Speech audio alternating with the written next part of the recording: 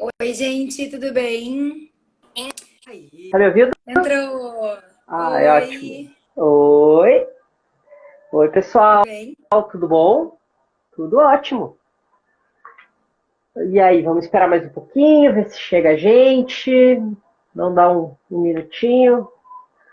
Tentando ver como é que. Até botei uma plantinha aqui, ó, pra dar uma alegrada. Na verdade, tem outra do lado de cá. Eu não sei qual que fica melhor. Pra cá ou pra cá? Teu fundo é lindo, tanto faz. É bem bonita essa parte de casa. Ah, eu sou apaixonado por esse canto do meu quarto. É linda. Tá me ouvindo bem? Tudo Ah, ótimo. Tu ótimo. tá É que eu tô bem? de. Tô. É que eu botei esse fone de ouvido hoje porque da última vez deu eco quando eu tava fazendo com a Ana. Daí hoje eu decidi usar os fones de ouvido. Espero que dê certo. Né? Perfeito. Espero que o fone de ouvido não acabe na metade da conversa também, né? Mara, que não. Vou ficar em silêncio que nem aconteceu com a Giana aquele dia. Tadinha, né? Nosso último encontro, a Ah. gente ficou com problemas técnicos. A gente teve que apagar, assim, para ela entender que estava terminando. Ela mandou um Acontece. beijo para vocês. Na próxima, ela vai estar ao vivo com a Ana, eu Isso. imagino. Acho que vai ser na quarta. Aí temos mais um encontro de conversas. Isso. Então, pessoal, boa noite para todo mundo. Para quem está assistindo agora online, a gente vai disponibilizar o vídeo gravado depois. Inclusive os outros vídeos que as outras lives que a gente já fez, elas também vão estar disponíveis e, novidade, elas vão estar disponíveis com tradução em Libras, em breve. Ah, que Uhum. legal. Então a gente está tentando fazer uma coisa bem inclusiva para que todo mundo possa assistir, né? Para quem não me conhece, eu sou o Anderson, sou psicólogo. Eu Te sou a apresento também, Camila. Camila. Eu sou psicóloga também, bolsista de apoio técnico do NAP. E nós estamos nesse momento de isolamento, enfim, fazendo algumas conversas com os alunos e com a comunidade acadêmica através, então, do Instagram, para a gente poder ir conversando e se sentindo próximos, né? Então, bom, façam perguntas também. A nossa ideia é poder conversar sobre um tema específico, enfim, mas ao longo da nossa conversa a gente também vai estar respondendo algumas perguntas e pensando algumas coisas juntos. Isso. A ideia, no final das contas, é a gente tentar estar disponível para vocês nesse momento, porque querendo ou não, está todo mundo trancado em suas próprias casas, e a gente sabe o quanto isso pode ser difícil para todo mundo nesse momento, né? Principalmente para a comunidade acadêmica da UFSPA, porque a gente sabe que muitos alunos não são de Porto Alegre e acabam vindo para cá, não tendo uma rede de apoio muito presente nesse momento, então a gente também está tentando se colocar à disposição da melhor forma que a gente pode. Sempre lembrando que as atividades do NAP estão continuando de forma online, então a gente continua fazendo atendimento com os alunos via vídeo, continua tentando estar presente nesse momento, e se qualquer um de vocês precisar de alguma coisa, vocês podem mandar um e-mail para o nap@ufxpa.edu.br ou também mandar uma mensagem aqui pelo Instagram que a gente responde. Tá? Exatamente. Tá, sintam-se acompanhados. E bom, vamos começar então a nossa conversa de hoje. Uhum. O que, que Anderson, a se gente tu quiser. pensou? Claro. O que, que a gente pensou para hoje, pessoal? O que, que a gente tem percebido que, querendo ou não, está se desenvolvendo uma enorme cultura durante esse isolamento da autocobrança, aonde a gente vê diversos perfis no Instagram de todo mundo fitness, todo mundo comendo bem, todo mundo fazendo todos os cursos de línguas e aprendendo a bordar e aprendendo a fazer pintura em aquarela e todas essas coisas, e a gente percebe o quanto alguns pacientes e alguns alunos têm reclamado de uma sensação negativa relacionada a isso, de quase como se o mundo estivesse cobrando deles, que eles estivessem nesse momento agindo assim. Eu não sei se tu tem percebido isso também, Camila. Muito, muito, né? E essa ideia também de que o tempo precisa ser bem utilizado e a cobrança de fazer mais e de fazer melhor. E aí, bom, às vezes a ansiedade aumenta e não se faz exatamente tudo que se gostaria de fazer. E tá bem, não tem problema. Mas aí vem esse quase que um fantasma, assim, né? Não, Isso. não pode, não dá, produza, não durma. Tem que. É. E o quanto isso, de certa forma, acaba sendo influenciado pela cultura que a gente está inserido hoje. Porque, querendo ou não, a gente vive numa cultura onde, por um lado, ela é muito distoante, porque, por um lado, a gente preza que a gente tem que aproveitar a vida, que a gente tem que viajar, que a gente tem que tentar viver o máximo que a gente pode, mas, por outro lado, quem não trabalha é vagabundo, né? Então a gente tem que. Acaba, tipo, por um lado te cobram para trabalhar enlouquecidamente, mas por outro lado te cobram para aproveitar a vida. Então, como é que a gente consegue equilibrar essas duas coisas, né? E daí, nisso, a gente precisa. Talvez a primeira coisa que a gente tem que conseguir identificar é de onde é que vem essa cobrança? Porque ela pode vir de fora. Então, por exemplo, a gente pode ter familiares que cobram muito, a gente pode ter uma sociedade que cobra. Querendo ou não, os alunos da UFSC ou de qualquer outra universidade acabam tendo cursos que demandam muito dos alunos e pedem para que eles leiam muito e estudem muito, o que é uma cobrança externa muito forte. Mas a gente não pode esquecer também que é muito comum que essa cobrança também seja interna. Que a demanda por uma perfeição, a demanda por um grau de exigência muito grande também seja, de certa forma, uma cobrança para consigo mesmo. E, querendo ou não, quando a cobrança é externa, é muito mais fácil ignorar do que quando a cobrança é interna. Né? Senão, como E fugir poder... de si mesmo, né, Anderson? Um pouco nessa linha, assim, de que bom, eu me acompanho. Aonde eu vou, eu me acompanho. A gente não tem. Aquela coisa, como é que a gente foge daquela pessoa que a gente enxerga quando se olha no espelho, né? E é interessante a gente parar para pensar de onde é que será que vem essa cobrança interna? Eu acho que isso é uma coisa que é legal a gente comentar, assim. Querendo ou não, a gente aprende a ser gente desde pequeno com os nossos pais, daí posteriormente com a família estendida, depois com os amiguinhos da creche, os professores. Cada pessoa que vai fazendo parte da nossa vida, ela vai construindo, botando um pequeno tijolinho do que a gente constrói digamos assim, da pessoa que a gente acaba se tornando. E, da mesma forma, a gente acaba absorvendo esses discursos. Então, quando um pai chega pra gente e diz assim, tu tirou um 8, mas poderia ter tirado um 10. Quando a gente olha aquele coleguinha que sempre vai bem, e daí uma mãe olha e diz assim, olha aí, ó, o fulaninho sempre se comporta melhor que tu. A gente vai colocando graus de exigência, vão sendo colocados graus de exigência em cima da gente, e a gente vai introjetando isso. O que pode, posteriormente, acabar desenvolvendo tanto uma dificuldade de conseguir avaliar de uma forma adequada o próprio desempenho, como também uma baixa autoestima que também vai causar esse tipo de coisa. E no momento que a gente tem um alto grau de cobrança interna nossa, e a gente acaba vivendo numa sociedade onde existe essa autocobrança externa, uma coisa casa com a outra. E daí se instaura um problema muito grande, que é o que a gente tem observado muito na clínica, né? Não sei o que tem pensado sobre isso. Eu acho que é exatamente isso, assim, né? A ideia de que muitas cobranças e às vezes expectativas, né? E aí, bom, até que ponto essas expectativas têm a ver comigo, com a minha vontade, com o que eu desejo, e até que ponto isso tem a ver com as expectativas que outras pessoas pensam e gostariam e queriam, ou para si, ou para mim mesmo. Bom, acho que a premissa inicial é o que é meu e o que não é, né? Acho que esse é um ponto. Outro ponto para a gente poder pensar é que a vida impõe sempre contextos complexos. Né? Hoje a gente está vivendo um contexto extremamente complexo que também precisa ser levado em consideração, claro, de uma maneira macro, né? Mas micro, a gente também tem isso. Né? Então é aquele que a gente não acorda muito bem, é aquela semana em que... Oi?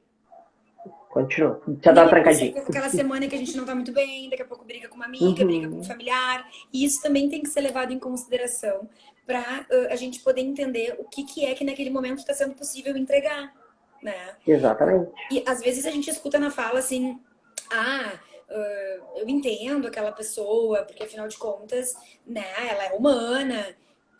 E aí a autocobrança acaba ficando sem essa possibilidade de flexibilização. Tá, mas e se para outra pessoa é possível a gente flexibilizar e a gente contextualizar, por que que para ti não? Né? Então, sim, com o outro a gente pode ser e pode ter compaixão. Conosco mesmos, não. Né? Eu acho que pra gente pensar. E é muito comum a gente ouvir aquele discurso eu devo, eu tenho que ir melhor, eu tenho que ser mais, eu tenho que dar conta. E isso acaba sendo uma carga muito grande, principalmente porque às vezes a gente não consegue nem fazer uma análise adequada de como é que está sendo o nosso desempenho naquele momento. Sempre mas não é o suficiente. E não importa o quanto a gente corra, o quanto a gente corra. Então, tipo assim, se eu tirei um 7 na nota, não é bom o suficiente. Se eu tirei 8, não é bom o suficiente. Se eu tirei 10, é porque estava fácil. Não é porque eu me esforcei, porque eu estudei. É sempre uma desqualificação daquilo, do meu desempenho. Claro que, como eu estava trazendo antes, a questão é quando o de fora se junta com a nossa autocobrança, e isso acaba dando um problema muito maior. Por quê? Vamos pegar um exemplo, acho que da universidade. A universidade cobra muito dos alunos. Ela cobra que os alunos sejam muito bons, ela cobra que a gente tem que ser uma universidade de excelência, o que é uma coisa fantástica, porque é muito legal estar estudando e trabalhando numa universidade boa. Só que, assim, isso não vai trazer sofrimento para o aluno se o aluno poder dizer, é o que eu posso dar. Eu vou me esforçar, eu vou conseguir, vou tirar um 7, vou passar e tá muito bom. Não, na tentativa de dar conta dessa demanda externa, eu acabo entrando em sofrimento. Por quê? Porque eu também preciso dar conta da minha demanda interna. E daí, quando uma coisa se casa à outra, a gente acaba tendo um problema de saúde mental muito forte. Então, partindo desse posto, a gente tem que pensar, será que essa autocobrança, ela é positiva ou ela é negativa? E daí, tudo vai depender de como ela é usada pelas pessoas. Porque, por um lado, eu posso usar essa minha autocobrança para poder dizer, eu preciso estudar mais, eu posso melhorar, eu posso me tornar um profissional mais competente, eu posso ser uma pessoa melhor, eu posso me colocar no lugar dos outros de uma forma melhor, mais empática, e isso vai ser super positivo. Porque quanto melhor eu for, talvez melhor profissional eu vou ser e tudo mais. O problema é quando eu uso essa autocobrança como uma forma de, como eu sempre brinco com os pacientes, de se chicotear. Então tu começa porque eu não sou bom o suficiente, porque eu tirei uma nota abaixo do coleguinha que tirou 10. E daí, nesse momento, a autocobrança, ela se torna um sofrimento. Então, não importa o quão bem eu vá, isso acaba virando mas não é o suficiente. E daí isso causa um sofrimento psicológico muito grande. Até porque eu fiquei pensando, né, Anderson, às vezes esse aluno com um nível de autocobrança muito grande consegue se organizar e, bom, vai lá e tira 10. E aí não tem a satisfação. Porque é isso que tu disse. Não fui eu que fui bem. Era a prova que estava fácil. Ou naquele dia eu tive sorte. Ou qualquer coisa que faz com que a pessoa nunca tenha acesso a essa satisfação e a essa felicidade, a essa sensação de que tá bem, que bom, de sucesso, né? De que ter sucesso é poder estar bem com a sua autocobrança, né? A forma como é que nem a questão do remédio, qual é a diferença do remédio para o veneno, a questão da dosagem. Como a gente vai se relacionar com a autocobrança? Se ela for bem manejada, se ela for organizada, se ela for utilizada como um combustível bacana, a gente pode produzir uma organização para estudos, uma organização na vida, onde contemple momentos de lazer, momentos de estudo, momentos com a família, momentos com os amigos. E isso pode ser super legal. Agora, se isso for usado de uma maneira maléfica, ela vai enrijecer o sujeito e a sua maneira de se relacionar com as coisas. Então, não, um 8 não é bom. Não, por quê? Porque um 9 também não vai ser bom, porque um 10 também não vai ser bom. Porque o que não tá bem não é a nota, mas é a forma como a pessoa está se relacionando com a sua autocobrança. Exatamente.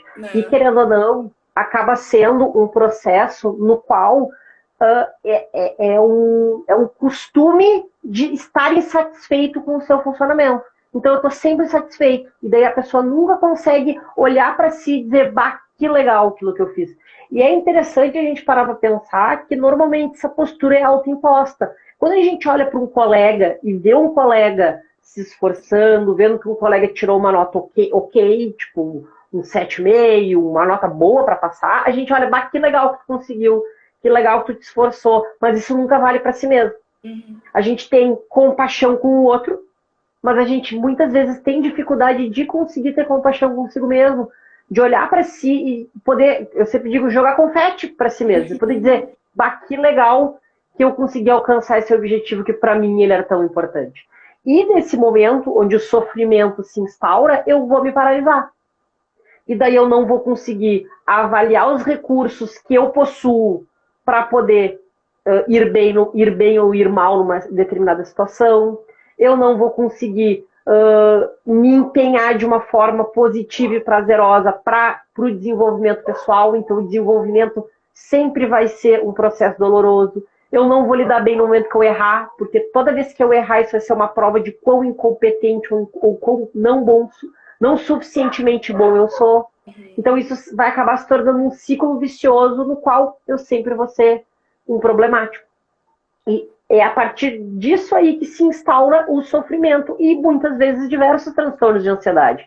Por quê? Porque daí qualquer problema ou qualquer obstáculo que eu vou ter na minha vida, eu vou identificar ele como um possível sofrimento e eu vou fugir dele de qualquer forma.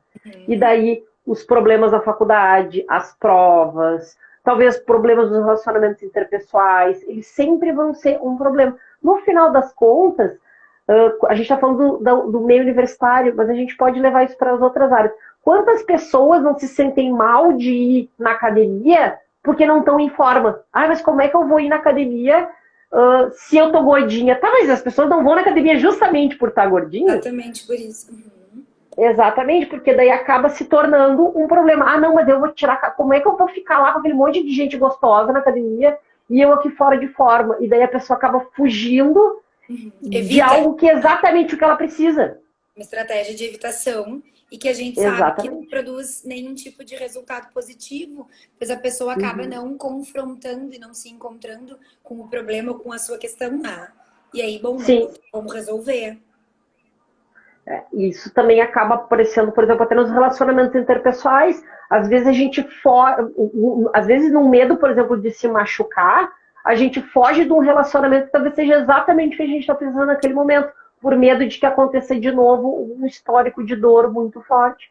E daí, a partir disso, a gente tem que conseguir, talvez, avaliar de uma forma correta como é que também é o desempenho das outras pessoas relacionadas a isso.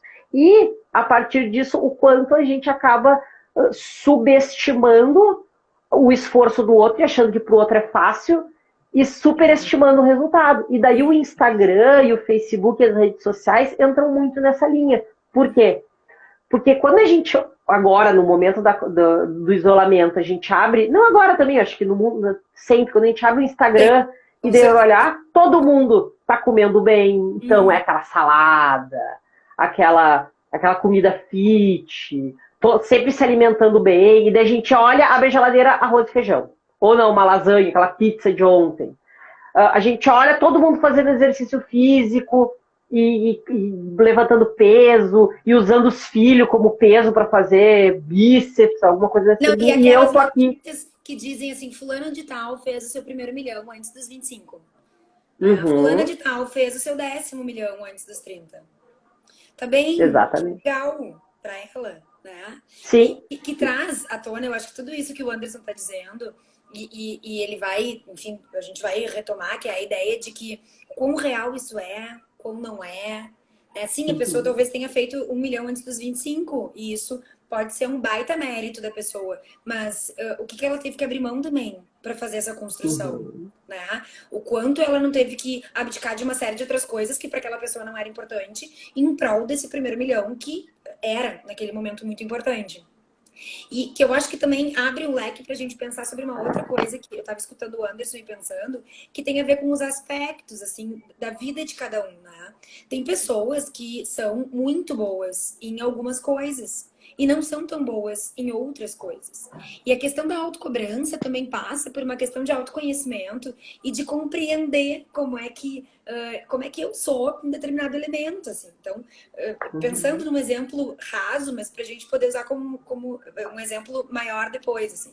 Números não costumam ser muito amigos de profissionais da saúde, assim, das humanas, né? Tá bem, eu não sou boa em números, mas, eu sou super boa lidando com outras pessoas. Então, em algum momento, eu vou ter algum encontro com a matemática ou com alguma atividade ligada a isso e eu não vou me sair tão bem. E também eu posso ficar frustrada com isso, desde que eu entenda que esse é um aspecto frágil meu, mas que não tem problema, porque tem outros aspectos em que eu sou mais e me sinto mais fortalecida. Né? E Ninguém é sem bom em falar tudo, também. ninguém é bom o tempo todo.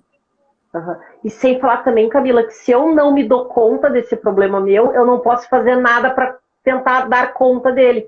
É um exemplo bobo, eu sempre uso os armários da minha cozinha. Eu sou um cara que eu tenho uma leve deficiência vertical, eu sou baixinho, e os armários da minha cozinha são super altos. Se eu não aceito a minha deficiência, eu não vou ter no canto da minha cozinha uma escadinha na qual eu puxo para o lado e subo. Da mesma forma, se eu não, como a Camila disse, eu posso ser muito ruim em matemática. Se eu não aceito que eu sou ruim em matemática, eu não posso pedir ajuda pro meu colega que é muito bom.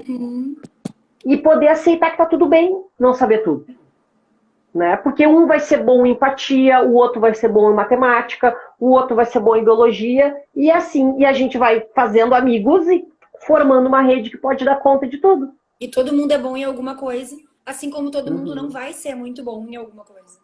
Né? Exatamente. Então, poder reconhecer esses aspectos de si produz um autoconhecimento importante, exatamente para poder pensar em intervenções, em manejo, em como lidar com isso que eu não sou tão bom, e entender que também pontos frágeis e pontos fortes.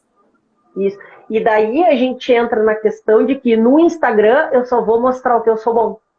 Então eu só vou mostrar o 10 que eu tirei em matemática. Eu não vou mostrar os 5 em biologia, a disciplina que eu rodei, aquela celulite no canto da perna e tudo mais. Que tá tudo bem ter. Mas a questão é, no momento que eu só mostro o bom, e a Camila, que já não tá muito bem, tá sentada no sofá deprimida porque não pode sair de casa para pegar um sol, ela vai olhar e vai dizer, olha só o Anderson, vive lendo, tá estudando, fazendo exercício físico, mas é um recorte da vida. Eu posso estar com um problema no meu casamento, eu posso estar com uma mãe doente, e talvez mostrar essa vida que não é de mentira, mas é que ela é um recorte, fazer eu me sentir bem, porque daí eu começo a ganhar likes, né? Porque eu ganhei um like. E também a gente acaba se tornando meio que viciado nesse tipo de coisa, né? De mostrar o recorte da vida. Isso quando a gente não fala das pessoas que ganham em cima disso, né? Que são os artistas, os influenciadores digitais, que têm em sua vida a questão de mostrar uma parte boa para tentar influenciar os outros. E a gente se sente mal por não ter a vida igual a dele, né? Eu sempre gosto de usar como exemplo, só um pouquinho, Camila, aqueles vídeos de viagem que a gente vê que tá o casal andando de mão dada e correndo, eles pulam na água, e eu fico pensando, deve ter sido um saco essa viagem. Porque ficar fazendo vídeo de viagem é um porre. Ai, caiu água na câmera, borrou o vídeo. Ai, porque não ficou legal esse tape, vamos fazer de novo. Tu perde a viagem fazendo vídeo. Não, eu ia te perguntar se o pessoal tá gostando e para eles fazerem perguntas, assim, né? Porque a gente tá falando várias coisas para saber se tá fazendo um pouco de sentido para vocês que estão nos ouvindo. E isso que tu falou, Anderson, é exatamente isso, assim, né?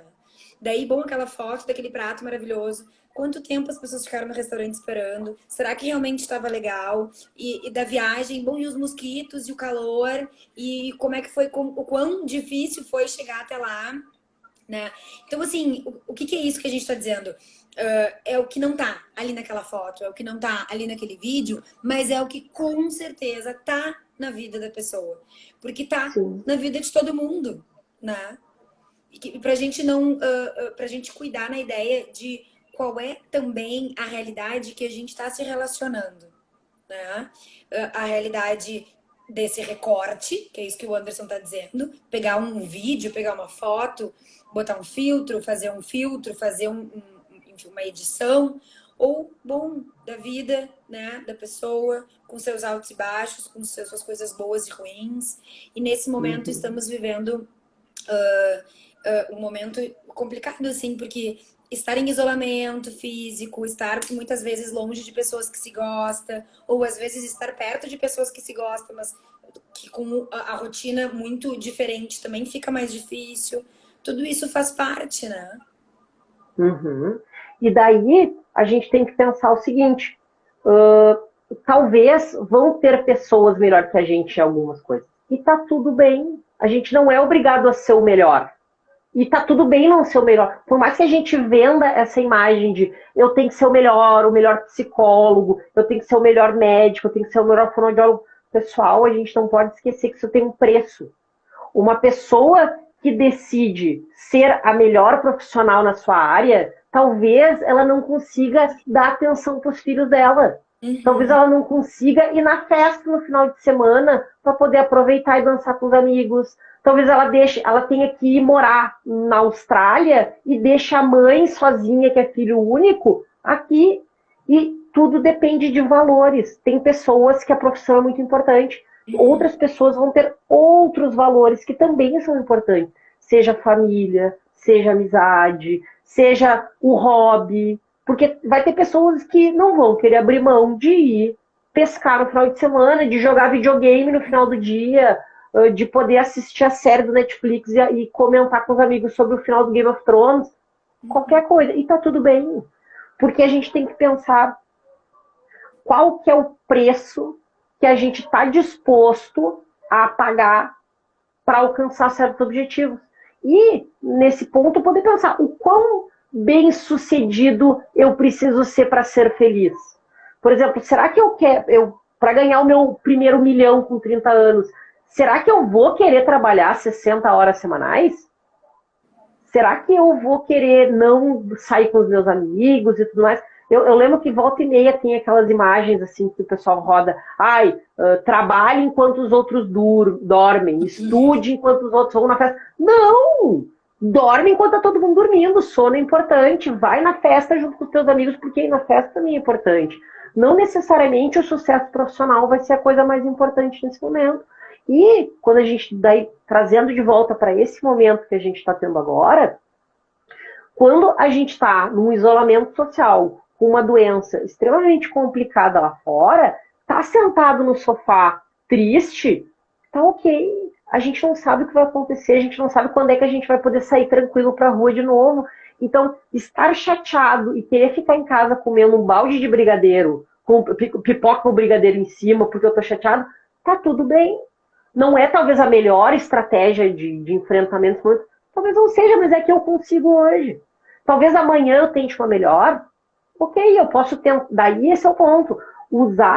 Não usar a cobrança como uma forma de dizer, olha aí, tu tá engordando. Olha aí, porque a fulaninha tá comendo alface. Deixa a fulaninha comendo alface lá. Nesse momento, tu tá precisando daquilo, tu precisa estar mal. E isso é importante, porque sentir as emoções ajuda a gente a poder entender o que é importante e nos ajuda a identificar quais são as estratégias e as coisas que a gente precisa buscar para se sentir de uma forma melhor. Porque senão vai ser sempre uma evitação. Então eu vou estar sempre fugindo das coisas que me trazem aversão. E de certa forma tudo vai trazer algum tipo de aversão em algum momento. Porque no casamento vai ter um dia que o teu marido vai estar de bafo e tu não vai querer dar um beijo nele. Porque um dia teus filhos vão estar pentelhando tanto o saco que tu vai vontade de dizer assim, por que eu não fiz um aborto? Né? O extremo. Vai ter dia que tu vai pensar, ai, mãe, vou te botar num asilo porque eu não te aguento mais. E tá tudo bem. Porque raiva também é um sentimento normal. Claro que a gente não pode ir lá e dar na cara do marido. A gente não pode ir lá e bater nos filhos até dizer chega. A gente não pode fazer isso. Mas às vezes a gente vai sentir isso. E daí vai necessitar uma inteligência emocional para poder dar conta disso e fazer vazão desse sentimento de uma forma construtiva. Seja conversando com alguém, seja tendo uma crise de choro, porque às vezes elas também são necessárias, olhando um filme de ação, assim, vendo explosões para tudo quanto é lado, que também é bom, vendo um filme triste para se permitir chorar, assim, que às vezes também é positivo. Então, tá tudo bem. E, partindo desse pressuposto, a gente tem que entender que a gente não é obrigado a ser produtivo o tempo todo. Não é porque o coleguinha está fazendo o curso para aprender russo que vocês são obrigados a fazer isso também. Tá tudo bem vocês quererem maratonar a série Netflix. Tá tudo bem não querer fazer nada às vezes também. Porque isso também é saudável, num momento ficar resguardado. Claro que, né, e eu acho que é um discurso que a gente também é importante dizer, a gente não está de férias, né? E por que isso é importante a gente dar conta que a gente não está de férias? Porque as férias têm um limite. A gente sabe que as férias começam em dezembro e terminam em março, por exemplo, na coisa da universidade. Nesse momento, a gente não sabe quando é que vai acabar. Então, fica muito difícil a gente se preparar para o momento que as coisas voltarem ao normal, né? No momento que vão ligar pra gente, vão dizer, o surto acabou, vamos voltar para trabalhar. E vai ficar pesado pra gente voltar a trabalhar, voltar a estudar. Então, querendo ou não, também é um momento pra gente poder pensar. O que eu posso fazer desse momento? Como eu posso incluir na minha rotina coisas positivas que me façam bem, que possam fazer eu me sentir bem, mas não de uma forma de cobrança, do tipo, olha que idiota que tu não tá fazendo isso. Olha que pessoa horrorosa que tu é porque tu tá comendo um xizão em vez de fazer salada. Olha que pessoa horrível que é porque tu não te voluntariou no programa de voluntariado da UFIX para fazer álcool gel. Não. Tipo assim, tu tem que fazer o que vai te fazer bem. Se fazer exercício te faz bem, faz exercício. Se não faz, não faz exercício. Se te alimentar bem te faz bem, te alimenta bem. Se não, cuida da alimentação, mas também não precisa ser tão rigoroso. Mas no final das contas, não precisa pegar um chicote e começar a bater nas costas toda vez que tu não consegue manter esse comportamento. Porque senão vai causar só sofrimento. E eu fiquei pensando que alguém escreveu sobre a importância de reconhecer as emoções, né? E não só reconhecer, porque às vezes elas vêm muito intensas e muito misturadas, mas também de se permitir sentir, né? Então, assim, não tô muito bem, tô triste, poder pensar sobre isso, poder sentir raiva, poder falar dessa raiva. Né? Às vezes a gente... não, raiva, eu não sinto raiva, não. Às vezes eu fico triste, raiva não. Sente raiva, sim, que todo mundo sente. Em algum momento de alguém, né? E a questão não é não sentir, a questão é o que tu vai fazer com isso que tu tá sentindo. Tu vai sair, tu vai dar na cara de alguém? Não, né? Tu vai falar sobre isso. Que vontade de, né? Nunca mais falar com essa pessoa, que vontade de não precisar dar a atenção que eu dou. Que vontade de não precisar fazer o que eu tenho que fazer. Enfim, são maneiras de se relacionar com essa emoção, que não é negando, né? É podendo entender e podendo aceitar e trabalhando com ela. Tá bem, então hoje o dia vai ser assim, vai ser um dia mais raivoso. Mas quando a gente se aproxima, que é isso que o Anderson falou antes, assim, quando a gente tem muito medo de algo e a gente acaba evitando isso, a gente não se encontra de verdade. Nem com essa emoção, nem com esse sentimento, nem com essa... Às vezes tem a ver com um objeto, às vezes tem a ver com uma situação. E aí pode parecer bom, porque, bom, se eu não me encontrar com a aranha, eu não vou ter medo da aranha. Mas aí também eu nunca vou ter a possibilidade de ultrapassar isso. Né? E com as emoções é a mesma coisa. Eu não preciso ter medo da minha raiva. Eu preciso aprender a lidar com ela. E o primeiro passo para aprender a lidar com ela também é aceitar que eu estou sentindo, poder falar sobre isso, poder pensar sobre isso, para que outros desdobramentos sejam possíveis. Né? E ainda retomando a questão de que surgiu uma pergunta também sobre como não se comparar com outras pessoas. Né? E eu fiquei pensando o contrário, assim, como se comparar? Né, gente? Pelo amor de Deus, a quantidade de diferenças que um sujeito carrega consigo de outro é simplesmente infinita. Né? E aí, sei lá, me veio na cabeça assim, então a única possibilidade de fazer uma comparação seria comparar dois sujeitos iguais, sei lá, gêmeos. É possível comparar gêmeos? Claro que não. Nunca. Mas nasceram do mesmo útero, da mesma mãe, do mesmo pai, no mesmo DNA. momento, no mesmo dia, mesma lua, mesmo ascendente, mesmo signo. Não tem como. Não tem como comparar. Então, a gente já começa por aí. Né? É possível tu te comparar contigo mesmo. Isso é. Olha ali, 2 anos atrás eu tava mais organizada. Né? Ou ao contrário, 2 anos atrás eu não tava tão organizada. Eu não prestava tanta atenção, eu não tava conseguindo lidar tão bem com os meus conflitos. Aí sim, dá pra gente fazer uma comparação. Também considerando o contexto, o tempo passa, as pessoas mudam, ferramentas que antes não eram conhecidas do sujeito hoje são, a pessoa também vai evoluindo. E por isso também fica difícil se comparar. Mas até existe a possibilidade. Agora, com outras pessoas, primeiro, essa outra pessoa é real, né? Eu a conheço, porque, bom, daqui a pouco é um perfil do Facebook. Não, essa pessoa não é Uhum. real. E É o segundo, 100% da pessoa também, né? Não é exato. só aquele pedaço. E segundo, que é isso? As pessoas crescem em casas diferentes, têm famílias diferentes, têm né, organizações diferentes, irmãos que têm o mesmo pai, que têm a mesma mãe, têm pais e mães que muitas vezes são diferentes, porque os momentos da vida dos pais também influenciam nas suas maternidades e paternidades. Então, assim, gente, a pergunta não é como se comparar, né? A pergunta não é como não se comparar, a pergunta é como se comparar, considerando a pluralidade que entende a existência de um sujeito. Não sei o que tu acha, E Anderson. eu acho, uma coisa que eu acho que é legal é a gente pensar assim, isso não quer dizer que a gente não possa olhar para um colega e admirar a caminhada dele e poder dizer, eu gostaria de um dia estar que nem ele. Okay? Mas é diferente tu admirar isso, olhar para isso e dizer assim, vamos tentar crescer em cima disso. Outra coisa é, olha que ele é muito melhor que tu e tu não é bom o suficiente para isso. São posturas diferentes em cima da mesma situação.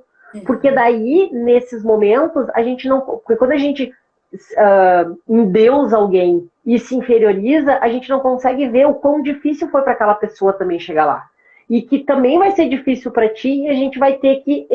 Até porque a gente tem uma tendência a esconder os nossos erros e as outras pessoas também têm.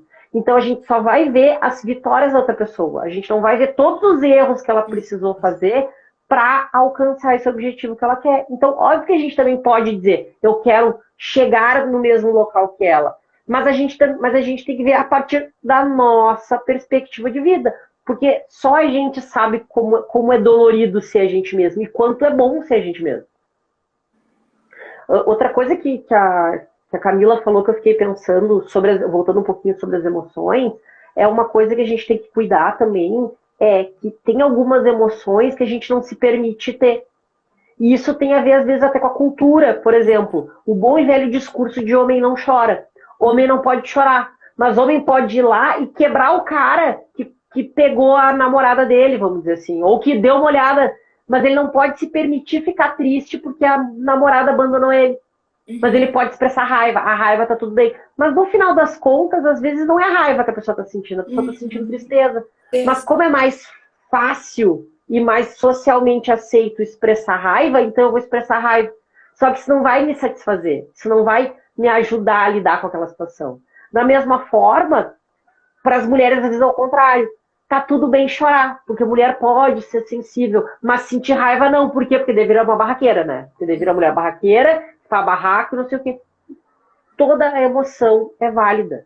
A gente tem que se permitir. Homem pode chorar, mulher pode ter acesso de raiva, todo mundo pode ficar triste, todo mundo pode ter raiva, todo mundo pode ter nojo dos outros também, às vezes acontece. E a gente também tem que se permitir essas coisas, porque só no momento que a gente se permite sentir uma emoção, a gente consegue entender o que ela está querendo dizer pra gente e a gente pode fazer algo em relação a isso. E eu acho que são coisas muito importantes. Mas daí, alguém perguntou ali, e quando são teus amigos que cobram que tu seja diferente?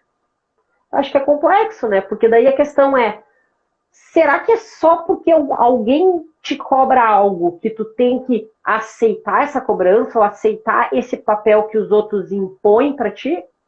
Né? Porque é normal as pessoas terem expectativas. Por exemplo, tu tem expectativa em relação ao teu filho, tu tem expectativa em relação ao comportamento dos teus pais, tu tem expectativa em relação aos que os teus amigos vão fazer ou não fazer. E a gente tem que poder entender isso. O que é essa expectativa? De certa forma, é um tipo de investimento que tu tá dando para outra pessoa. Mas a gente não pode esquecer que a outra pessoa, ela não é a nossa expectativa. Ela é um ser completamente diferente. Então, a partir daí, a gente também pode olhar essa expectativa e dizer, por que essa pessoa está esperando isso de mim?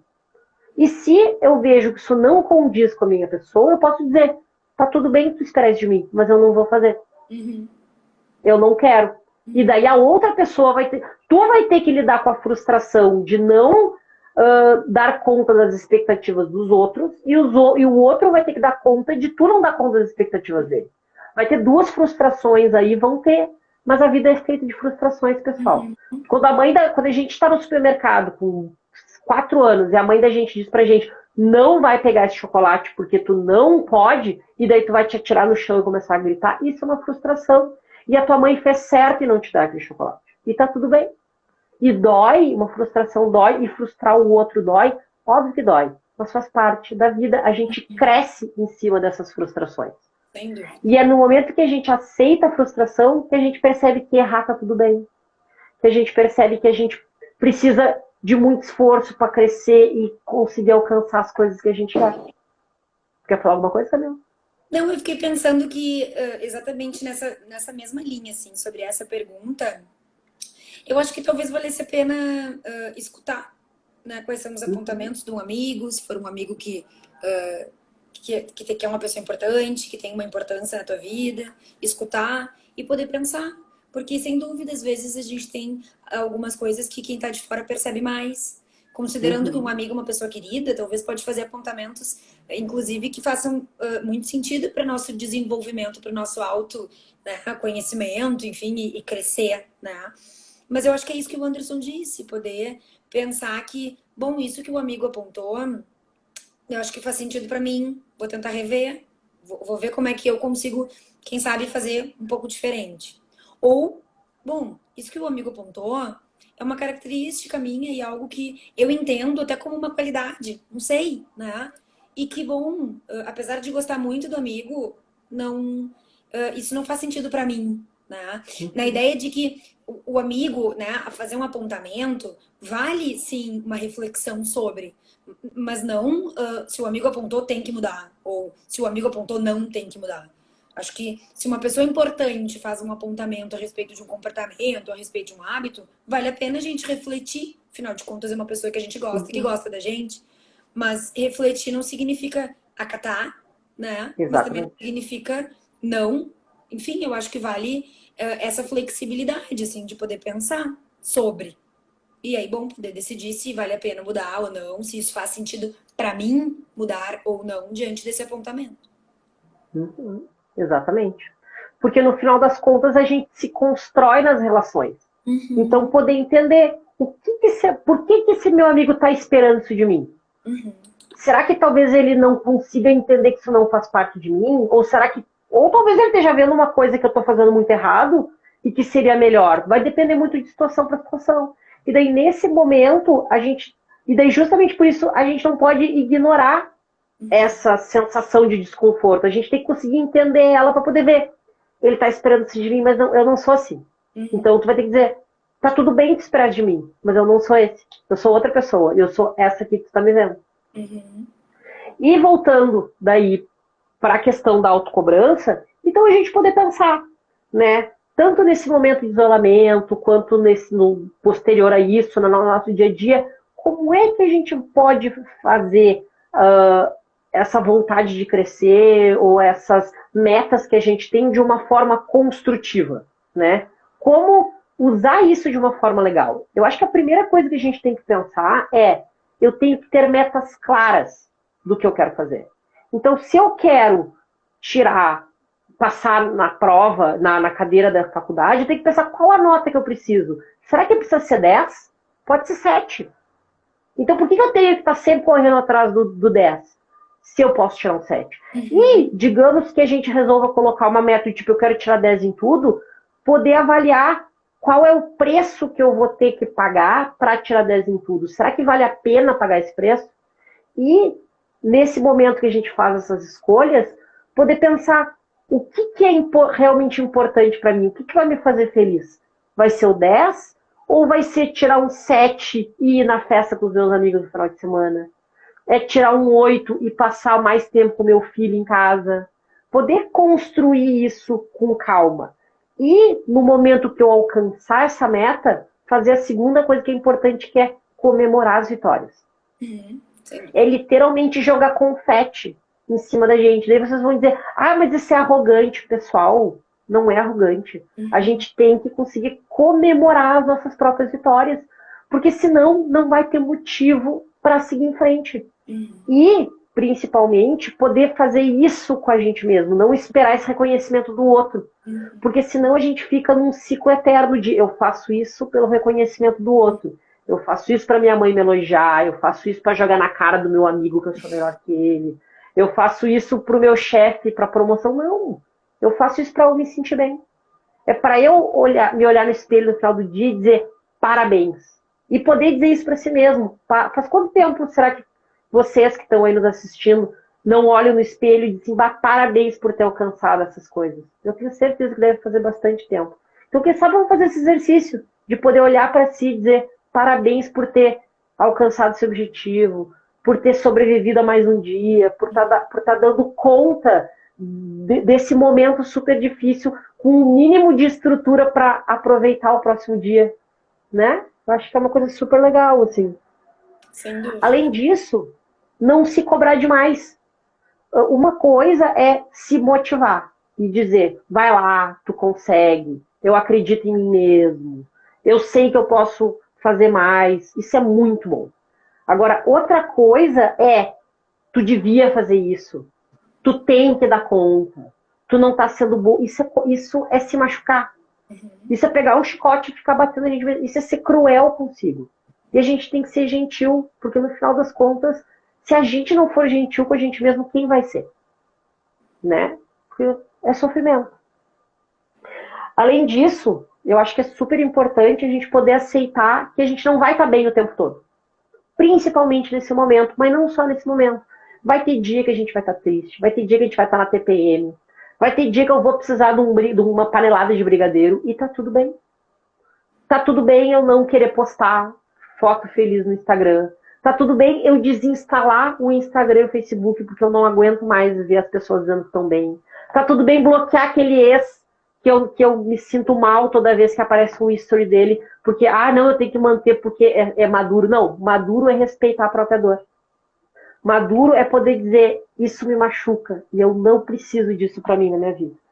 E por último, que eu acho que é uma coisa super importante, por último pra mim, né, que talvez a Camila queira comentar. Tô adorando escutar, por favor, segue falando.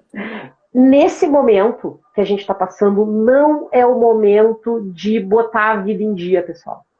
A gente está num momento mega delicado.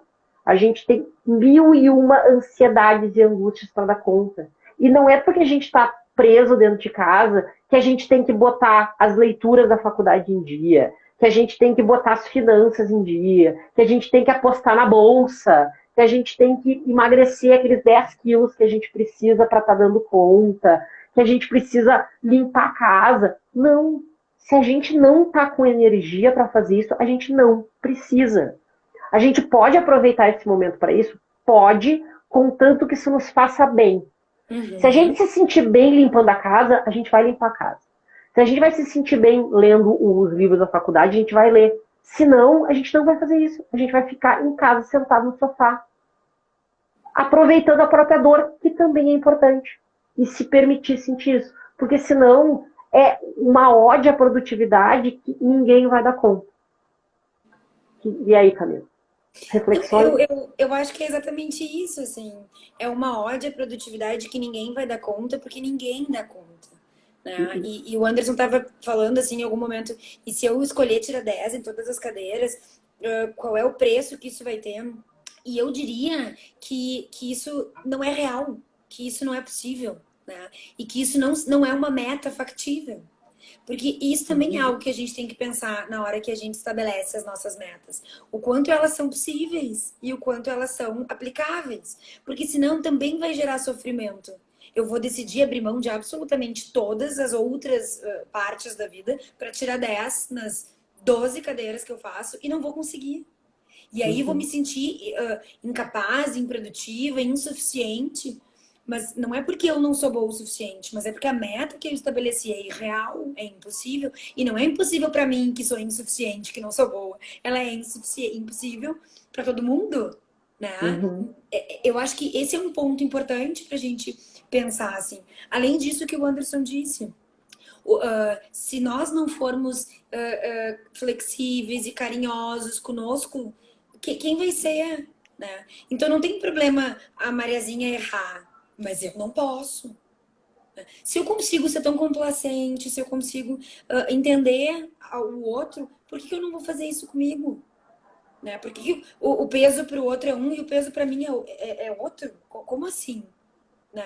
E eu acho que nesse momento em que as coisas ficam também tão diferentes, talvez possa ser um momento até bacana da gente poder pensar sobre novas formas. Né? Nada tá igual, a rotina não tá igual, a vida não tá igual. A gente também não precisa continuar igual. Né? Por que não buscar outras e novas formas de fazer velhas coisas? Por que não ter mais paciência consigo? Por que não ter mais flexibilidade consigo e com as nossas questões? Eu acho que ninguém foge. Isso que o Anderson disse é bem importante. Frustração faz parte da vida.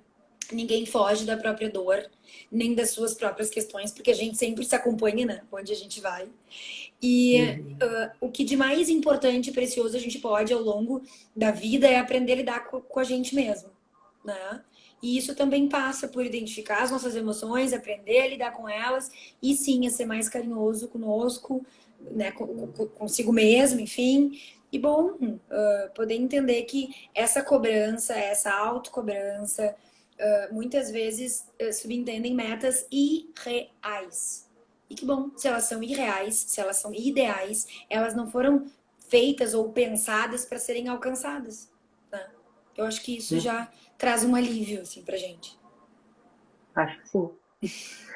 Acho que a gente tem que finalizar porque tá acabando a nossa 1 hora, né? E daqui a pouco o Instagram vai nos dar um chute na bunda. Corte. Então, pessoal, a gente quer agradecer todo mundo que nos ouviu. Espero que o que a gente tenha dito tenha ajudado vocês, feito vocês refletir, pensado sobre diversas coisas. A gente quer dizer que está à disposição, né, Camila? Sim, Para os alunos da UFIXPA que precisarem de atendimento, como a gente disse, só mandar um e-mail para o nap@ufixpa.edu.br. Para quem não é da UFIXPA também podem nos contactar, a gente vai poder fazer o encaminhamento que tiver ao nosso alcance, porque nós lá da UFIXPA a gente não atende o público externo, mas a gente sempre vai dar um jeito, tá? A gente fica à disposição e qualquer coisa também, vocês podem seguir a gente nas redes sociais, por favor, se não sigam o NAP, sigam o NAP. Mais alguma coisa, Camila? Eu queria dizer que isso, estamos juntos para passar por esse momento. O isolamento é físico, não é social. Estamos aqui, estamos juntos. Não sintam-se sós. Acho que é isso. Então tá, pessoal. Se cuidem, lavem as mãos e fiquem em casa, por favor. Um grande abraço. Tchau, gente. Até a próxima.